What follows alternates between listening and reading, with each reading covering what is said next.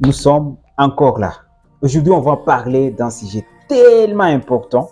Qu'est-ce qui fait à ce que les jeunes innovateurs de l'Afrique qui mettent des produits sur les marchés, après un certain moment, c'est vrai, ça fait de buzz sur Internet, mais après un certain moment, on ne peut plus attendre parler de ces gens. Ils disparaissent complètement même avec leurs produits. Qu'est-ce qui conditionne cette disparition d'un coup de tous ces jeunes innovateurs de l'Afrique? Un instant. Avant que nous puissions dire ce que nous pensons par rapport à cette question, lisons d'abord ce que l'un de nous a proposé, un ami. Je ne vais pas citer son nom, je pense qu'il va se retrouver là-dedans lorsqu'il va écouter ce qu'il a écrit. Il dit, l'informel ou le marché noir domine sur le marché formel. Un innovateur va se formaliser et sera soumis à la pression fiscale. De l'autre côté, celui qui est dans l'informel échappe à la pression fiscale et peut jouer avec le prix et déstabiliser celui qui est formel. Il ajoute en disant, beaucoup d'innovateurs recourent non pas la capacité de mobiliser une ressource humaine de qualité.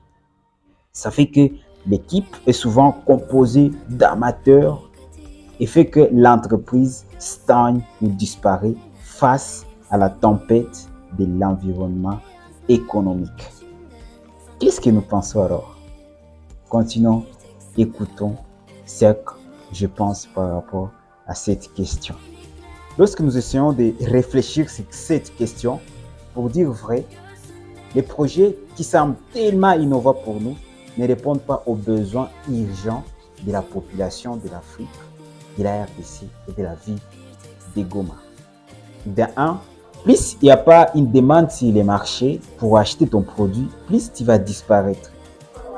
Et ce qui fait à ce que même ces jeunes innovateurs puissent disparaître complètement sur les marchés. Pourquoi? Parce que c'est vrai, il y a beaucoup de gens qui apprécient leurs produits sur Internet, tu as bien innové, c'est tellement impeccable, mais personne n'achète ces produits. Et pourquoi on n'achète pas ces produits? Parce que la plupart de nous, ils achètent par urgence. Est-ce que ton produit est tellement urgent à telle enseigne que si je ne l'achète pas, il y a un problème qui va se passer? Souvent, c'est comme ça que nous achetons en Afrique et presque même partout. Imaginez-vous, il fait tellement sombre et quand tu vois que tu vas dormir dans l'obscurité et tu te dis, waouh, je risque de dormir dans l'obscurité, il faut que je puisse acheter une lampe.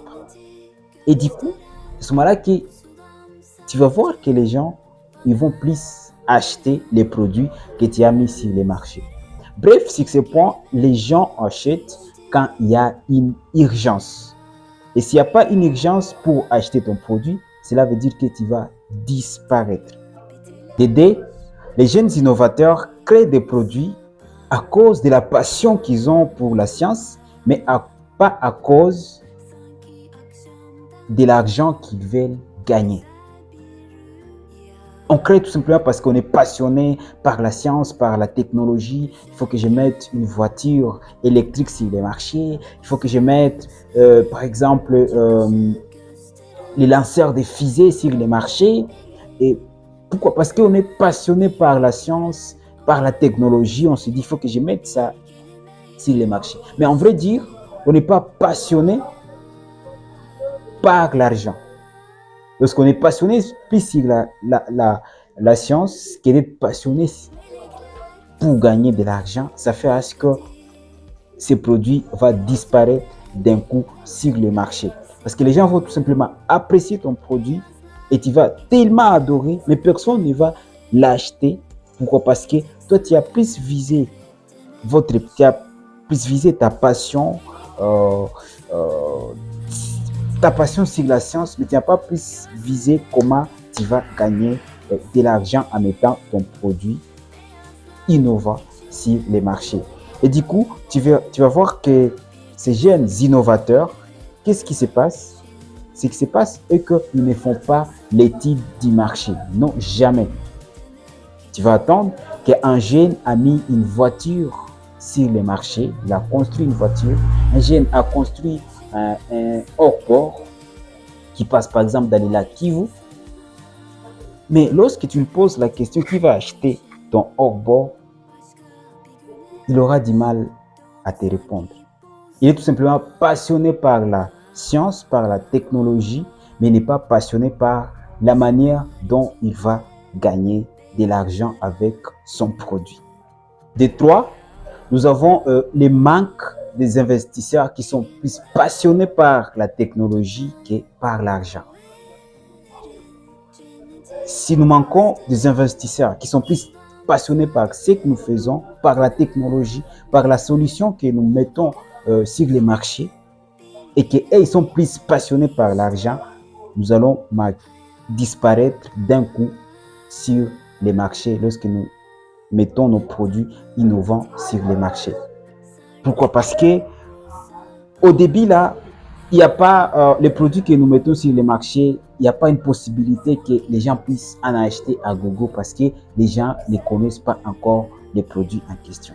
Alors, il faut que nous puissions trouver un investisseur qui est plus passionné par la technologie, c'est qu'on lui à merveille. Quand il voit ce que tu as fait, il se passionne avec ça. Il se dit waouh, c'est tellement beau, c'est tellement impeccable. Un Africain qui met un produit sur le marché de telle technologie, c'est tellement important. Il faut que nous puissions le booster, qu'il puisse aller de l'avant.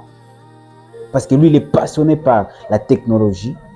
Là, ça peut aller. Mais s'il est passionné plus sur l'argent, c'est-à-dire qu'il va voir tout simplement ce qu'il va gagner avec toi. Or, là, au début, il n'y a pas une possibilité que tu puisses gagner parce que tu es encore inconnu sur le marché. Tu verras que tu vas disparaître parce que tu n'auras pas les investisseurs qui sont plus passionnés par ton produit que d'être passionné par l'argent.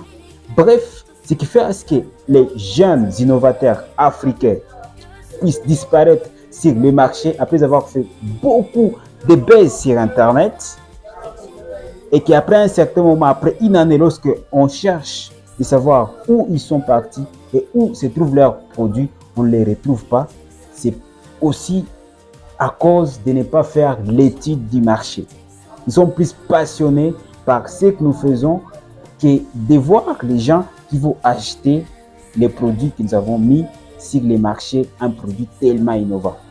Mais si on faisait l'étude du marché, on ne peut pas placer n'importe quel produit sur les marchés. Pourquoi? Parce qu'on va se poser 1001 questions. Qui va acheter mon produit si je le mettais sur les marchés?